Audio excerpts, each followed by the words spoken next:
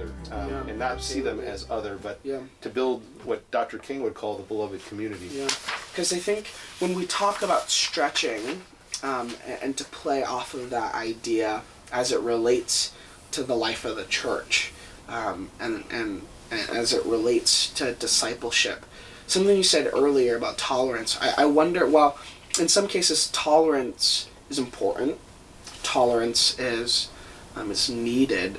I wonder if the heart of New Wine and really the heart of the gospel is to move beyond tolerance. Like you said in quoting John 3:16, it's not that God so tolerated the world that Jesus came for us, but he loved us. And what we want to move towards is something deeper that calls everyone to a deeper commitment than just tolerance. Because in some ways, I think we could say tolerance is an abdication of responsibility for one another, because I will just hunker down in my beliefs, in my opinions or my values, and I'll let you hold yours, and we kind of will just crash into each other, but we'll not necessarily engage each other because I'll tolerate you, but I won't, for lack of better terms, integrate, because of an unwillingness to engage in dialogue, where I can hold my opinions, you hold your opinions, and that's tolerance. So when we look at in specific discipleship, and we talk about stretchability as a adaptiveness to culture, stretchability as a willingness to engage culture, or to engage those we have differences with.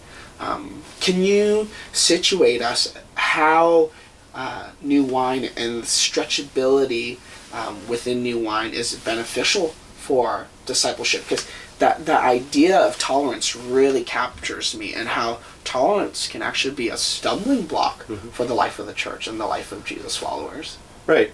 Tolerance, intolerance, both can be that. And so, you see the coexist bumper sticker in Portland. I think there's good in that, we really should not be, taking a sword to one another. Absolutely. You think about the wars of religion and such, the Crusades, Inquisition, all that. I mean, there's a place for tolerance.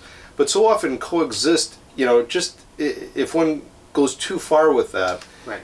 Coexist but don't connect. Right. Coexist and don't connect. And also it can treat, as Leslie Newbegin would say, so often in our current context, the different faith traditions are viewed like laundry soap or brands of toothpaste that we just choose from an assortment of other things, and that you just pick and choose, and that's not deep enough. That's not meaningful enough, as he's trying to get at. Right. These are deep traditions, and I think we need to be stretched to move out, to engage others. And so, for example, years ago, and it's someone who's still a very cherished friend of mine, but a person, and I won't mention the name for this particular episode, but a friend of mine who is from a very, very liberal Christian tradition, would see themselves as on the left side of Christianity, said, I'm saying goodbye to tolerance. I can be tolerant of any group, but not evangelical Christians. And it was someone who would come in and speak in my world religions class, and just felt like an insect under glass, she wrote in the piece. And that was heavy to me, because I don't want to see her treated like an insect under glass. That was a potent metaphor, and I don't think my students wanted to treat her as an insect under glass, because that objectification.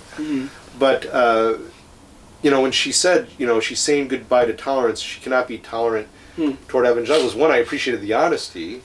But I felt like I'm not going to allow for that claim to keep me from trying to engage. Absolutely. It's painful, right. But I think I need to be stretched. And so I was grateful when she asked me if I'd look over the piece that she was writing for a major publication critiquing evangelical Christianity, if I'd look over it, and I gave some input. And then she asked if I could respond to it, my friend. And I said, basically, we need to move beyond tolerance to tenacious love. And I said, we cannot allow the divisions that are already so present in our society to stand in the way if we're not moving beyond that toward one another. In the midst of the challenges we have engaging one another. If we don't move past it, the lesser angels of our nature, to quote Lincoln, will win out. And so I remember using King's sermon, his Christmas sermon, just months before his death, in the article response, where, and again, I'm not like this, but I just go, I can't believe how Dr. King, would say, though you kill us, though you burn our houses, we will still love you. And in the end, he doesn't say we're going to beat you up. He says, in the end, we will win you over and it'll be a double victory.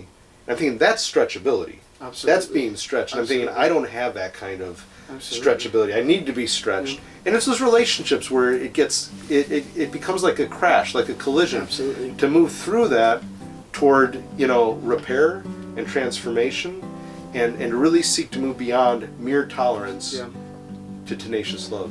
No, Paul, it's something